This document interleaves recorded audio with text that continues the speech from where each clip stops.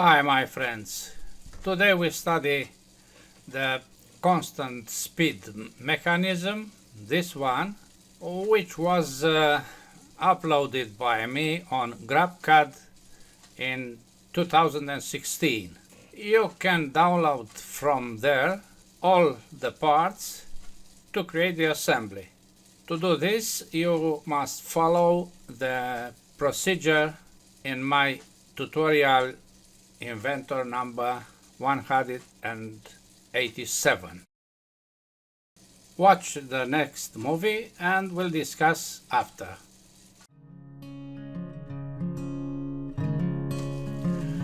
By turning the crank forward, the active movement takes place with an almost uniform speed, and by turning it backwards, the faster return movement is performed.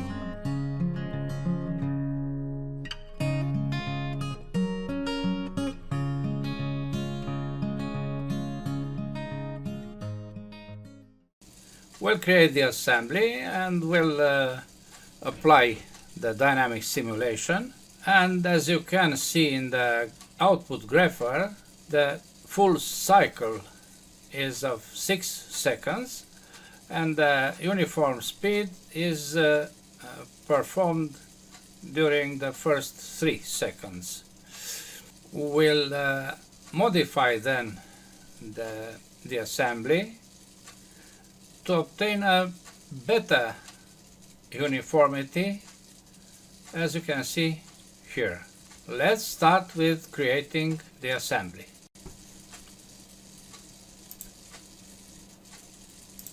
We use the component made with the Inventor 2014, so anyone can load them.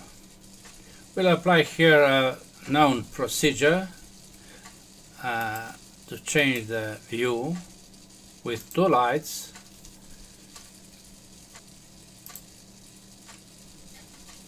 Settings, and now we modify the cursors of light. 27 plus 11, 14, the first light, the second light to be white, and values of 43 about and 66 here. You see it's more lighter and nice. We'll apply shadows as well, and now we continue with placing components. The next one is the crank, the active or input part. Constrain, insert, we select this circle, not this circle, to be placed over the same external. Apply. This is the crank. Input comes from here. Next is the short lever, 70 length. We place it with insert.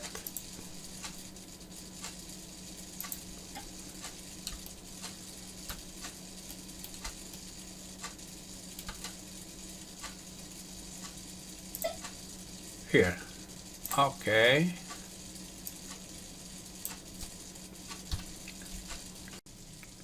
Next we place the longest lever and we constrain it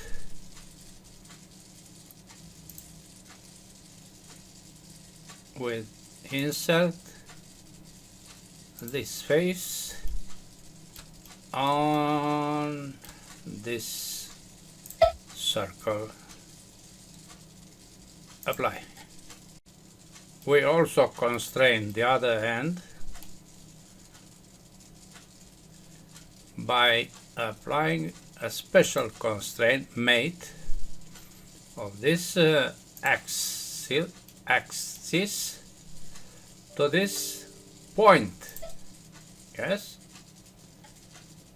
to avoid over constraining.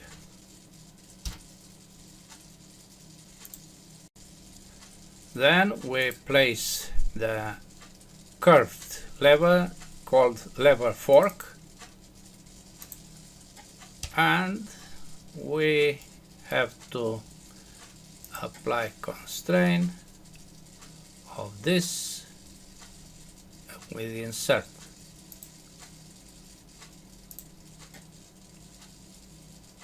This face, circle on this circle.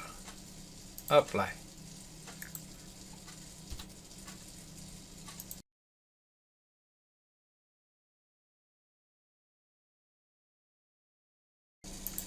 Good.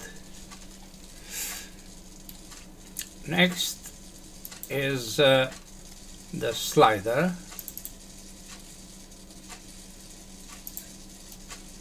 Then the rod.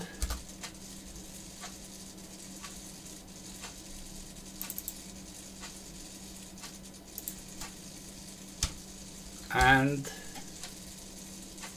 the indicator to be placed here. We have to know what is the length of the thread. Double click on this, and as you can see, the thread is 10 millimeters. Yes. Return, constrain, insert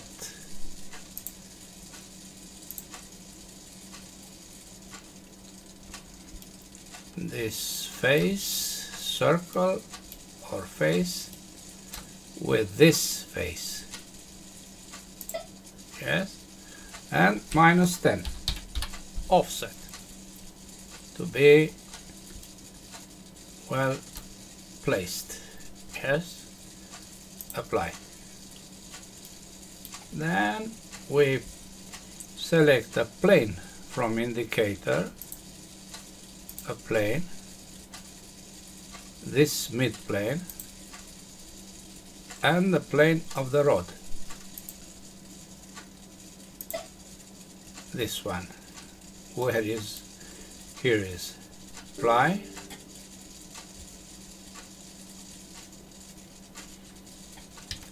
We move this at the end to place now, constrain this point over this point, yes. Okay, we have to rotate this to be like the indicator. So we constrain the slider plane, this plane, on the indicator plane, this one. Okay. Then we constrain on this face to be in contact with this face. Apply. And align face to face. Okay. Now we will move this only inside this window. Again, we constrain an axis over a point. Why? To have no over-constraining situation which creates problems when we want to apply dynamic simulation. Now let's verify the degrees of freedom. To do this, view, degrees of freedom. Yes, this is okay, only a rotation. Here is the other rotation, but what is, here is a point with translation, yes. What about this rotation about that point? We click on the rod, apply grounded, and now we'll see the truth. Oh, you see, the point was constrained but not the rotation. We go back to assemble, constrain, angle, first solution, this edge with this edge to be at 0 degrees. Okay, F6, and now it is okay. Now the shafts. Place 12 2 instances, 24 2 instances, and 31 instance. Let's place this last one, constrain, insert, align this circle with this circle, apply. 12.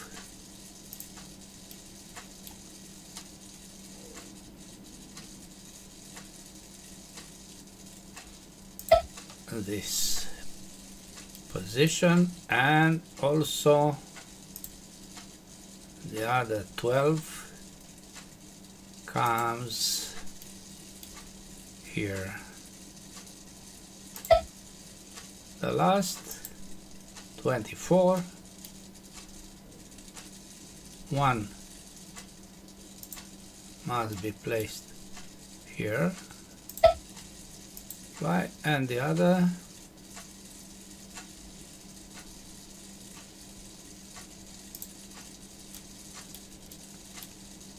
here. Okay, are they at the face or not? Yes, they are all where they belong. Good. Now we have to prepare the assembly for dynamic simulation. Not a great preparation, but only to move this in a starting position. When this is almost to the left. You see, this is all domain, and here there is a cut in order to accommodate this. Yes. So I rotate this and I place an angle as a constraint, angle first solution between this face and this face.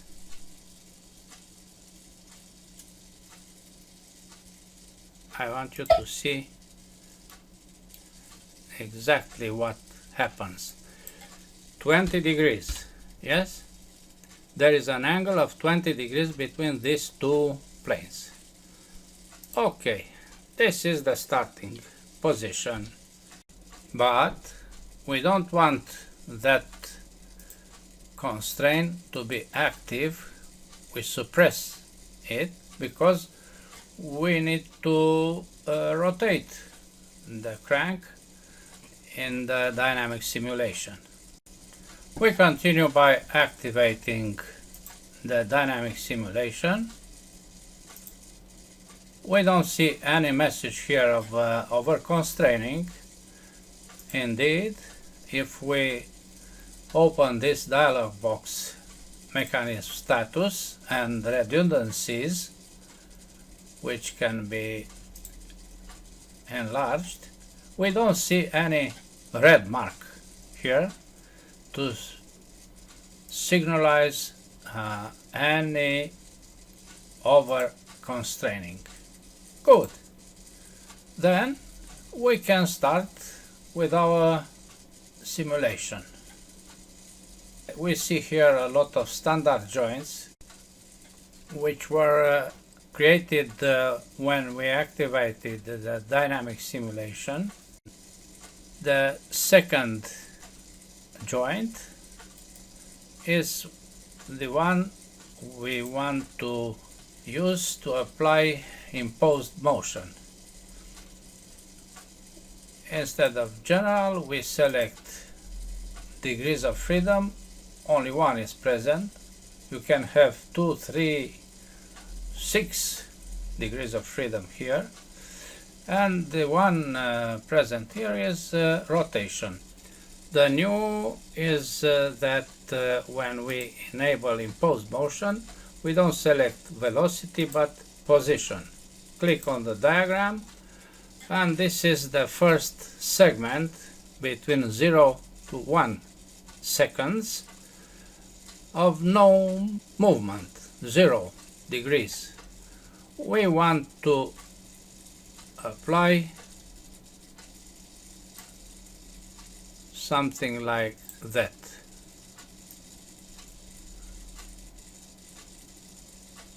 This will be another position.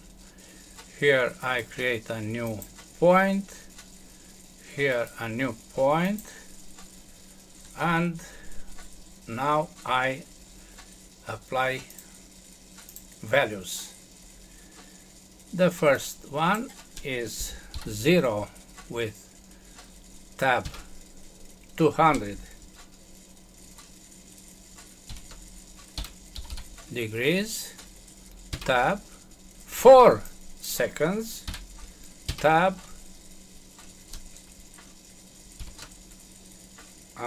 10 degrees. Tab is the separation between selecting these cells. You see the slope is minus 47.5. Next segment is starting with 4 seconds and 10 degrees to 6 seconds, tab 200 degrees again.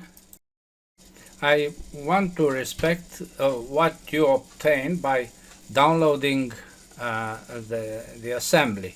Among the files which you will download, you will find the IAM file. That one is the assembly which now we are recreating.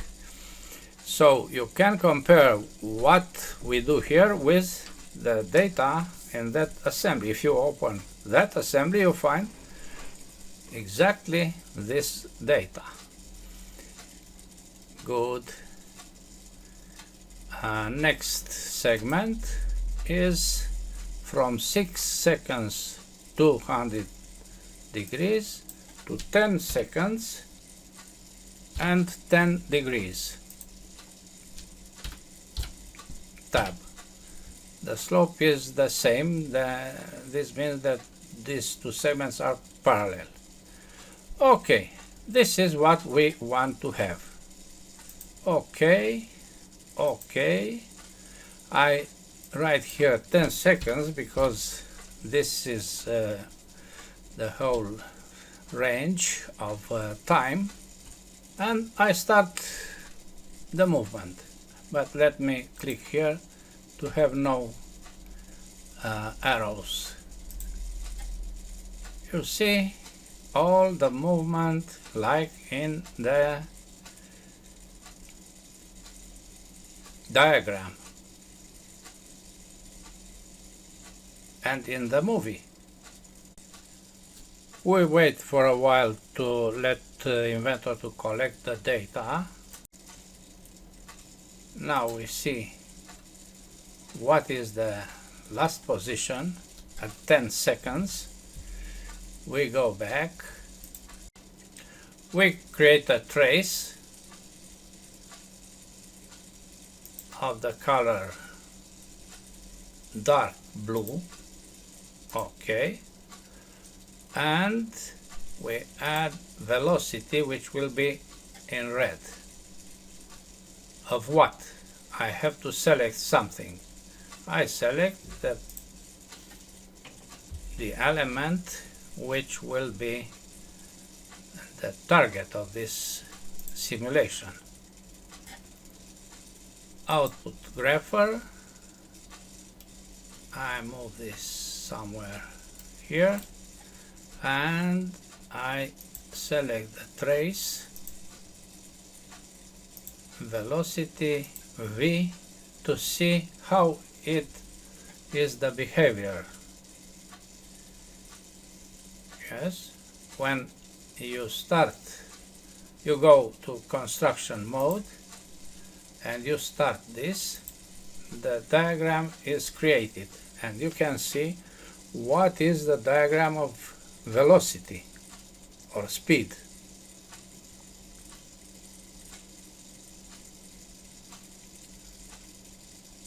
Yes, this is what you see. And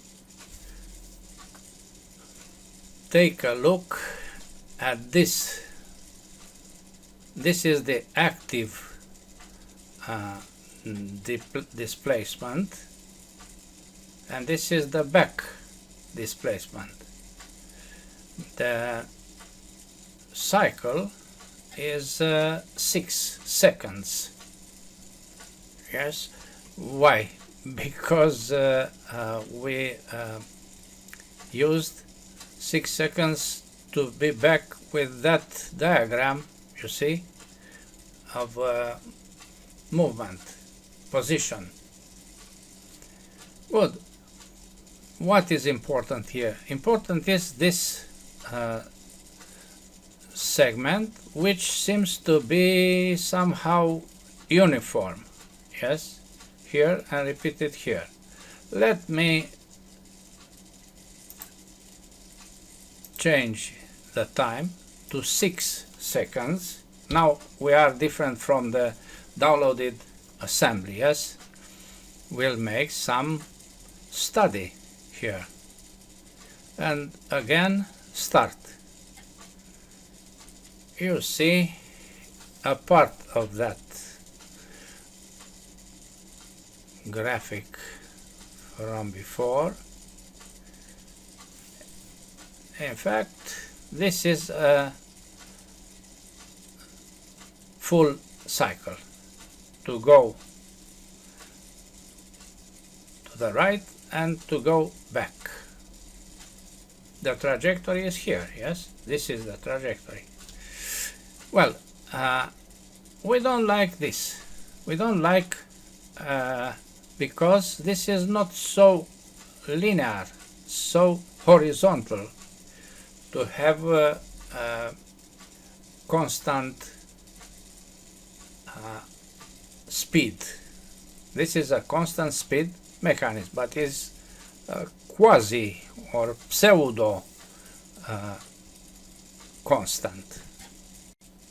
What do we have to do in order to change this curve? Well, I prepared for you some pictures. You see, this is a 4-bar mechanism. 1, 2, 3, 4. I named them AB, BC, CD and DA. DA is grounded, and the others are mobile. When you rotate the crank, this is the crank AB, you obtain that movement.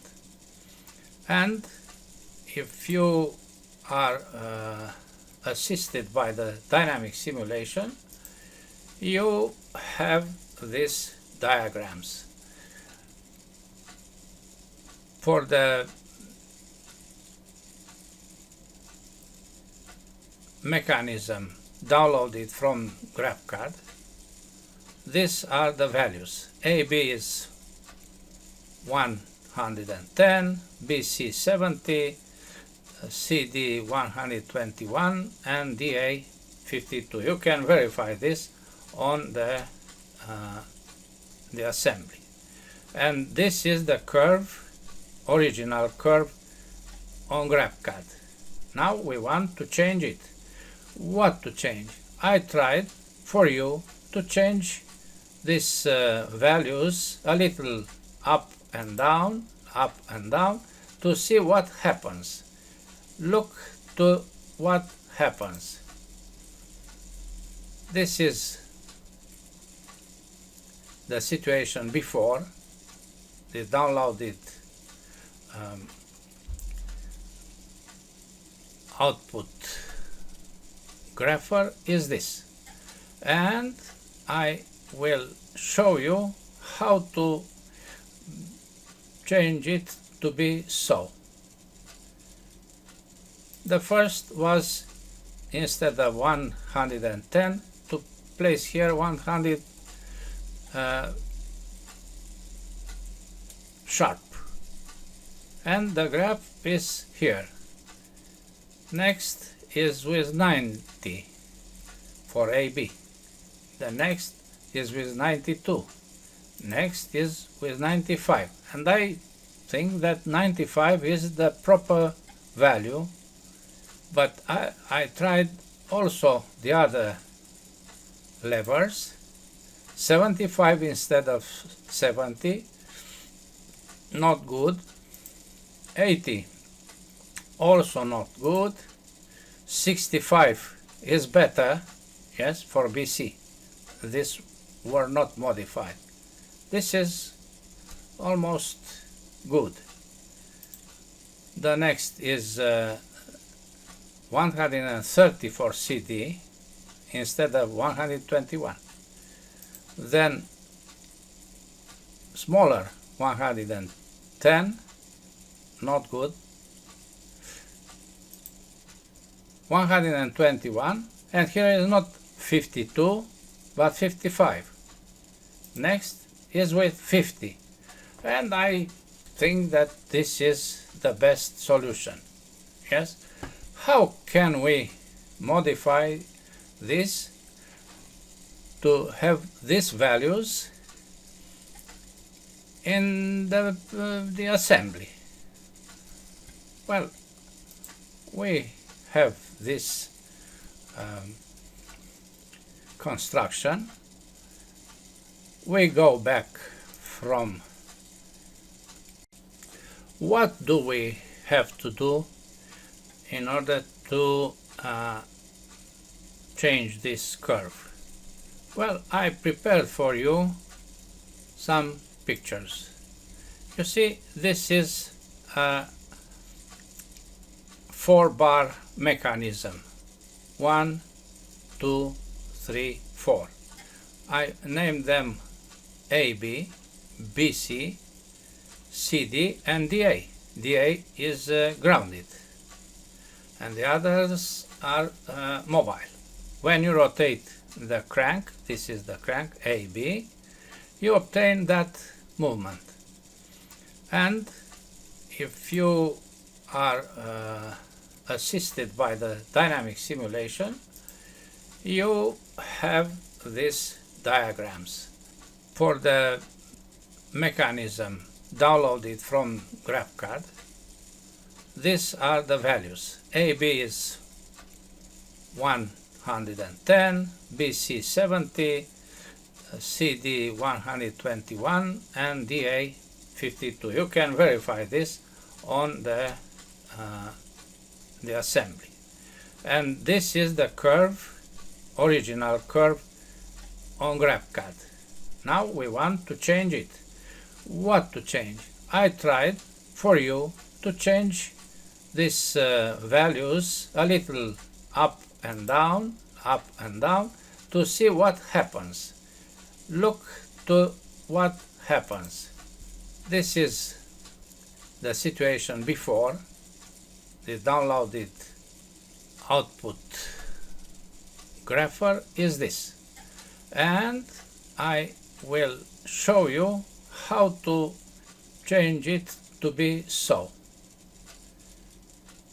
The first was, instead of 110, to place here 100 sharp, and the graph is here. Next is with 90 for AB. The next is with 92.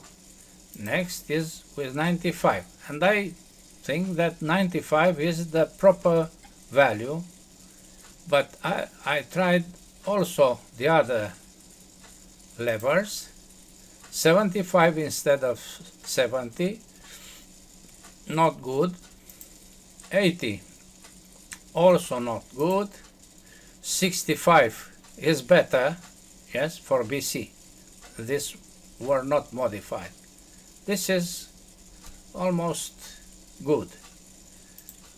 The next is 130 for CD instead of 121.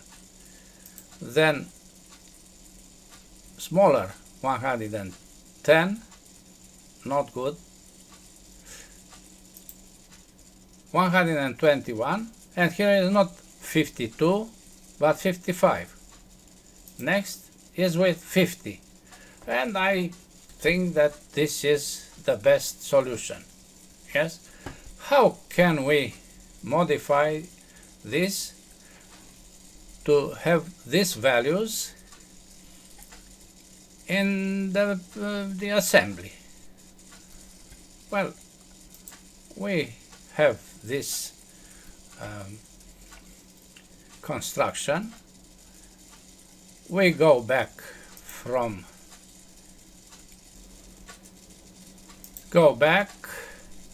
construction mode, finish dynamic simulation, and we change parts. Double click on this lever, which is AB, extrusion, double click to be 95, finish sketch, return from part to assembly. The next one, double click, extrusion 70 must be 65,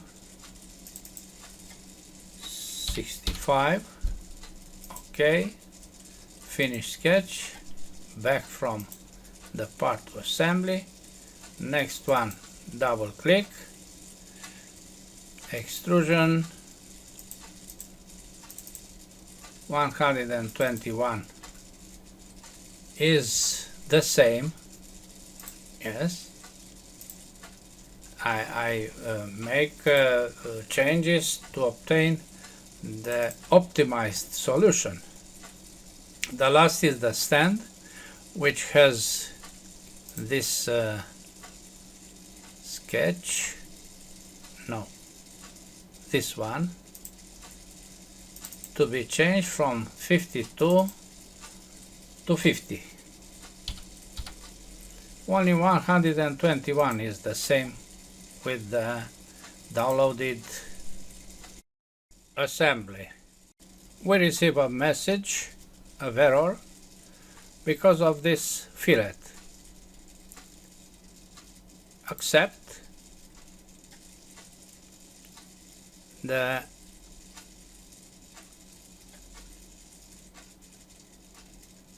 stand is with the problem. Double click, and I'll change this with the value 0.1. Now everything is okay. There is a fillet and something are wrong because of that radius. Okay. Now we have the modified mechanism.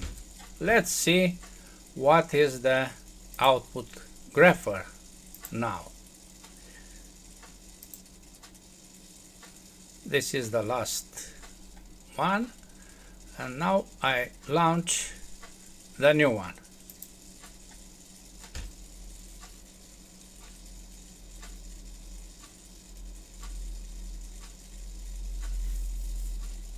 There is a smaller difference between these two, and I think that this is the solution. You can apply synthesis of mechanisms, great theory of mechanisms, to study not the effect but the problem. I studied the effect and I make some tests to find a solution.